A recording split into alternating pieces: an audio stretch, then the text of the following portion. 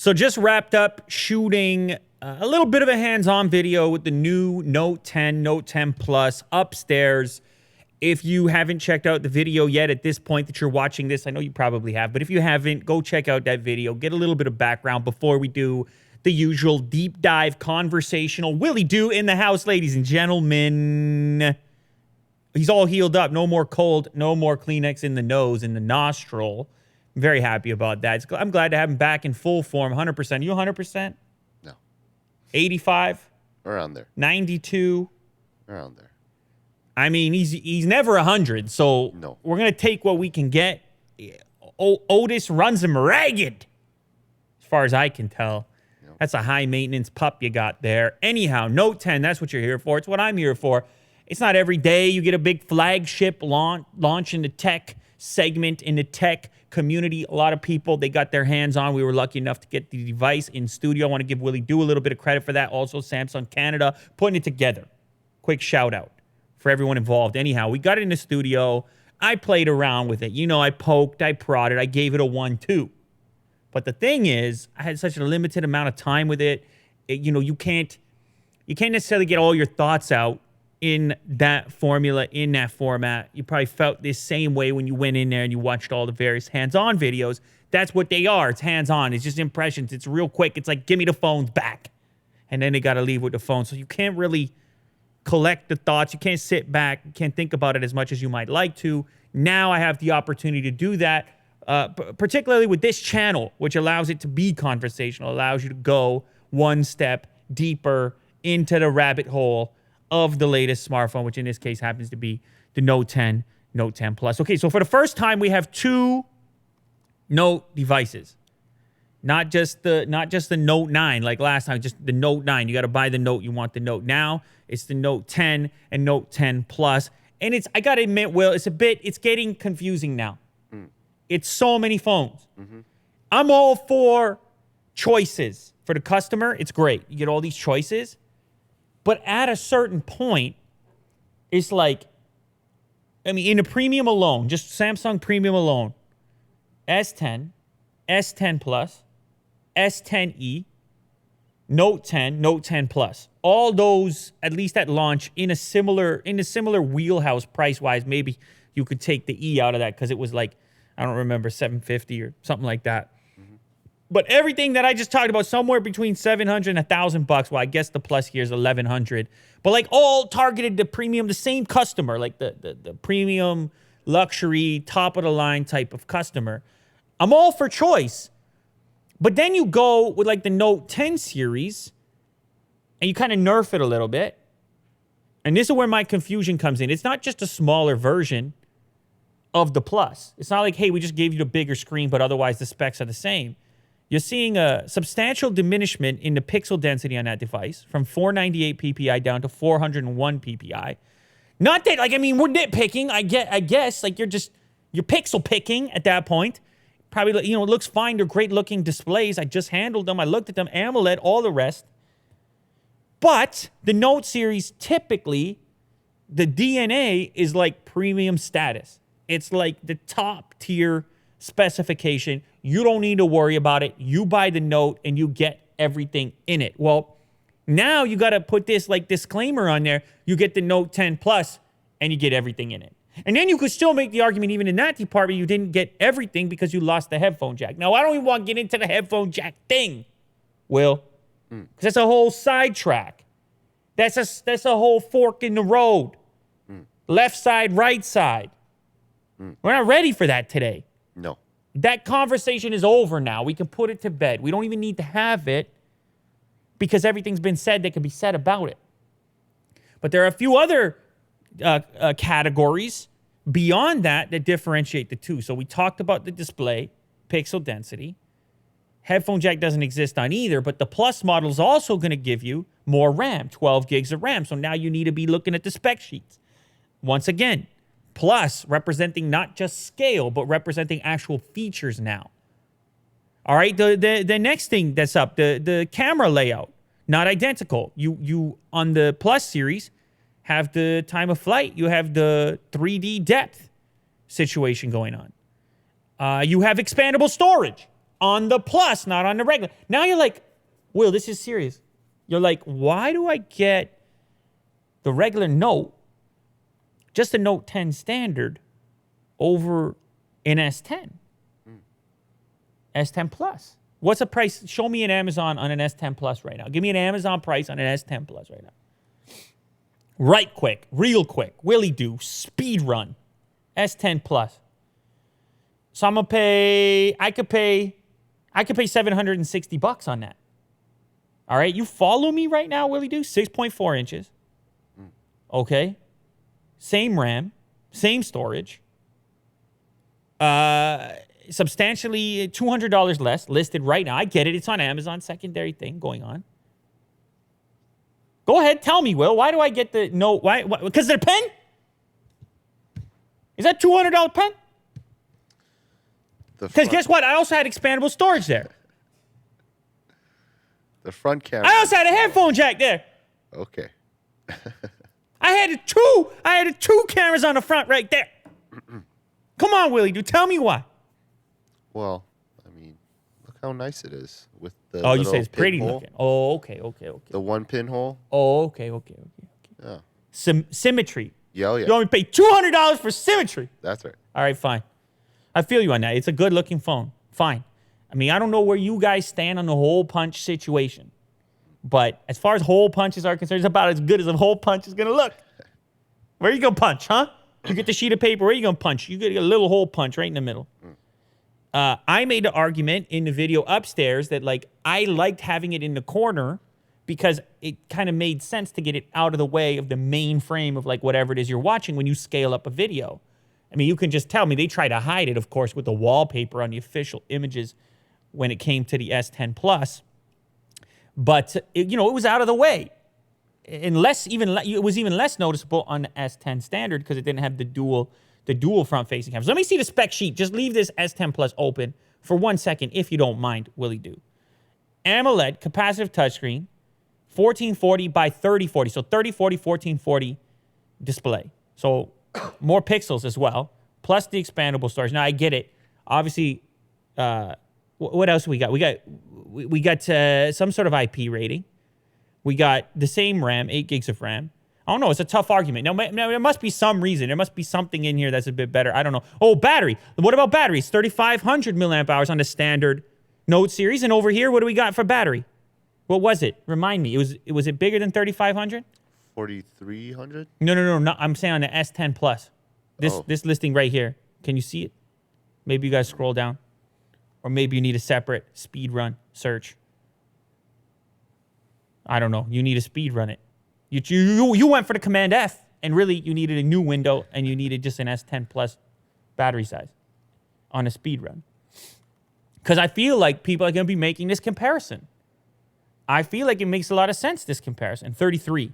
Oh, regular S10 was 33. S10 Plus was 4,000. See what I'm saying here? Things are weird.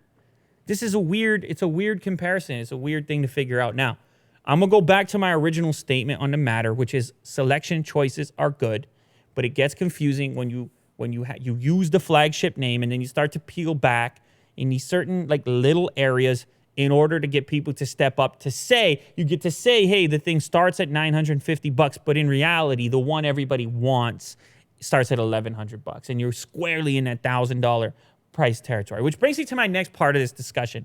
I held the phone. I was like, you know what? I want to put my SIM card in this phone. I was like, you know what? This is probably the best phone. But then at the same time, I'm like, I'm looking at this thing in a vacuum. It's not like this experience sitting at the table there isn't like walking into a store. It isn't like pulling your credit card out. We feel the sting,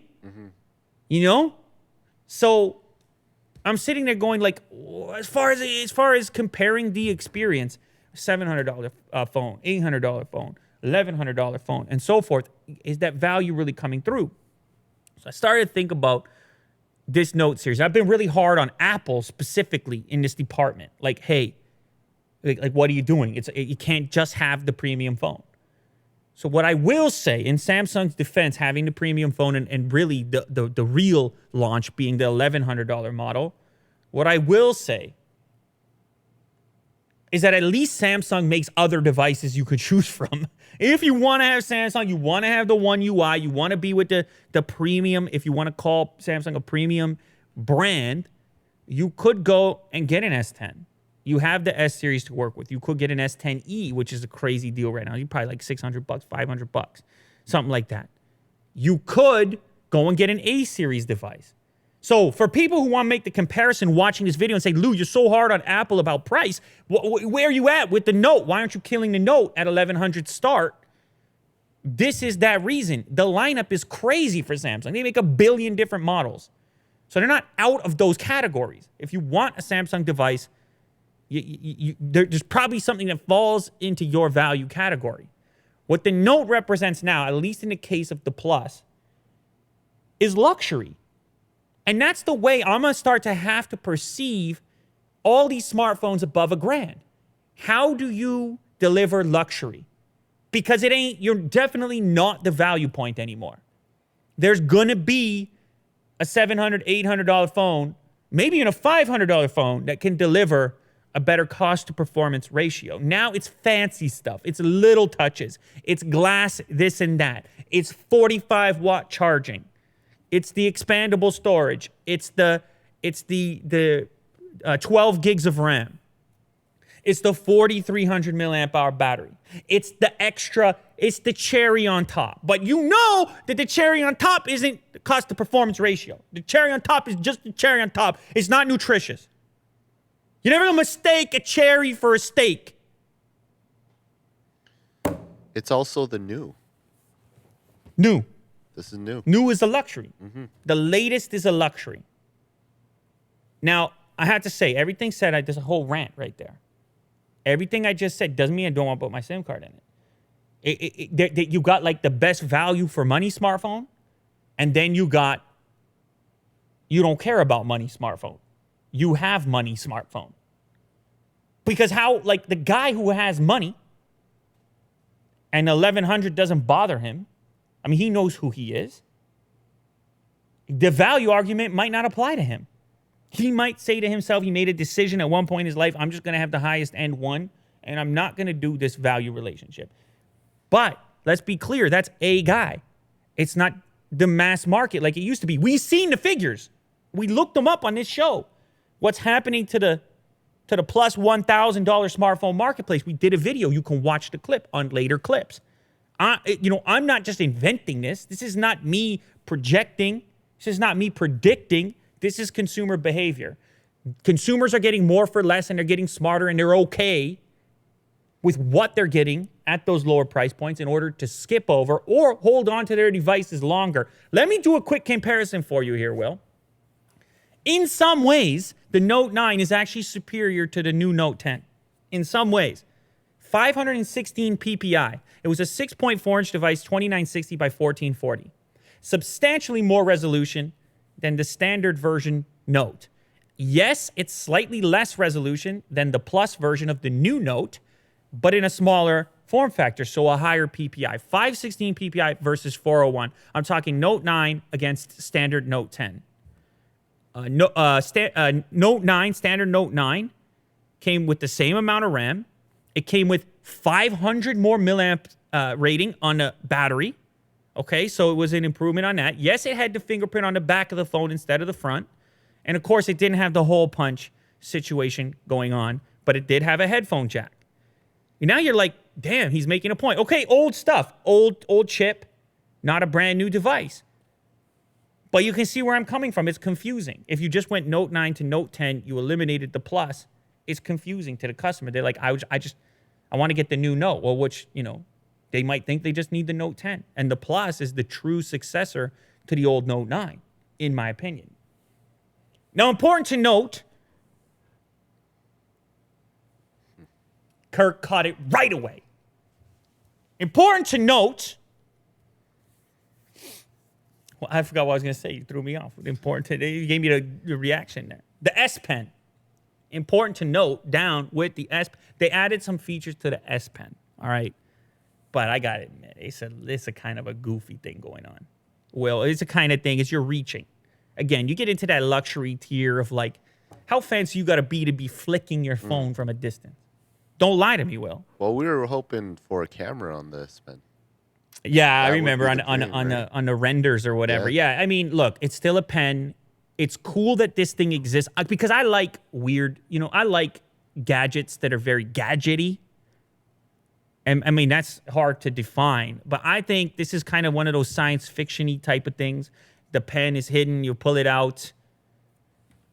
It's cool to have. It's cool that a phone exists. It's still protecting the pen input potential. But the way, like, the new features that are added to it, to me, it's a gimmicky thing. Like, Samsung always has a few things that look great in the presentation and then people don't actually end up using. To their credit, one of those things, Bixby, they allow you to turn off easily now. I think that's a must. I think this is a very nice looking phone. I like the fact it's got crazy fast charge if you want it. 25 watt in the box, 45 watt potential. Also, people are going to be angry that that's not included in the box.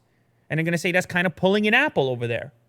But I would say this is a bit different because you're getting up into those really extreme tiers of wireless charging speed.